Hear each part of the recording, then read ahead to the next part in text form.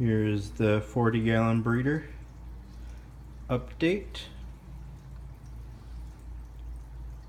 Start from left to right.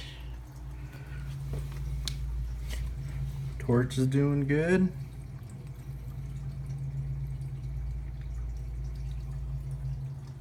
Mushroom in the back. Got the rainbow clove polyps. Got the orange tips with the green centers. The neon green toadstool frag that I cut off. It's growing well. Frog spawn in the back. That one right there is an SPS. And I actually found the name, but I forgot what it is, but it's cool. It branches off, rounded edges. It's kind of creeping down the plug now. Green star polyps, gotta tell you, still one of my favorites. It's kind of isolated, which is good because I guess they'll creep up and take over. Got some algae there that I'll have to do something with.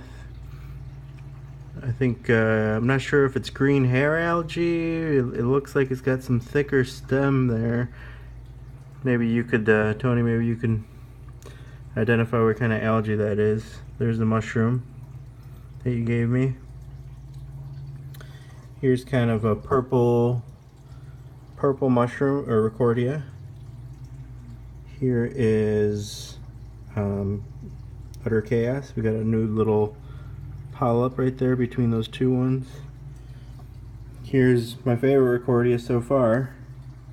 It's orange. It's gotten decent size. Here's scrambled egg zoas. Here's the zoa frag that I thought was toast, but these two polyps are holding strong. Here's the Suspicularia, which is, it looks blue in the video, but it's kind of like a pinky blue color in person. It's pretty cool. It's been growing. Captain America Pally. Up here is the SPS. I think the Kalkwaster's been causing some alkalinity swings, and it's not liking it because it's bleaching. I think I might just give up on Acropora. You know, they're kind of tough to keep. There's the Montipora. Hasn't really grown much, hasn't encrusted, but the polyps are still there, so it's alive. And here's the Monty Cap, which looks okay. I don't know if it's growing. It's kind of tough. I got to get my parameters more in tune, consistent. There's the Fire and Ice Zoas. Those guys are growing good.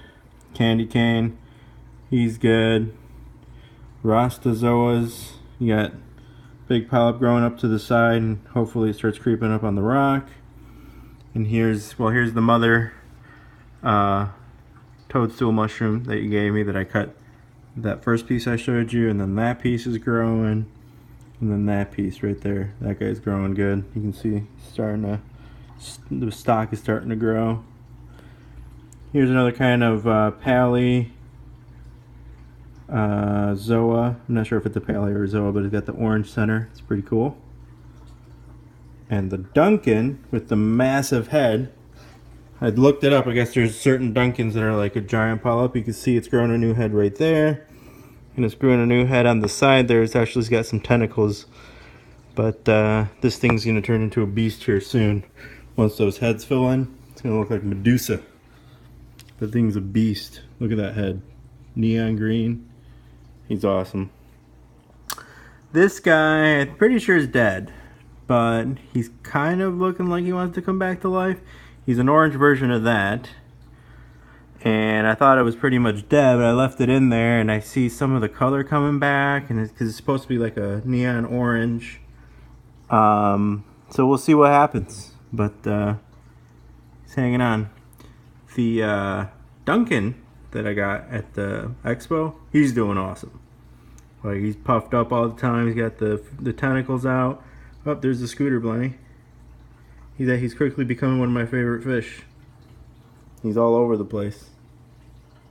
So I can keep dragonets, but for some reason the mandarins I got were not cutting it. This guy's in beast mode, taking down copepods. So This thing is cool too. It's a Leptocerus. Think about maybe getting some for yourself because it encrusts super tight, and then eventually if you get it on the rock, it'll encrust on the rock, and it's basically a nice encrusting coral. Here in the back, this is the whatchamacallit, acans, right? That's an acan. This acan, he was all but dead. I think you remember some from the earlier videos. And as you can see, tentacles are out. He's happy, he's eating. Some of the polyps are almost back to the original size. The other polyps are regaining their strength. But there's the scooter already. On the rocks, he's all over the place, which is cool. And then the candy cane. And I think that's it. Fishies are cool. Ick's still around, it comes and goes. Doesn't seem to kill them, but when they have the bouts of ick, you know, it kind of slows them down, but then they kick it off and it comes back. So I think at some point I'm gonna have to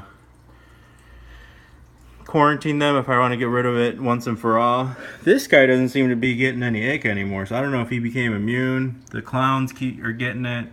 The royal grandma got it really bad, and then everybody else is getting. So kind of just living in and out of the cycles of ick.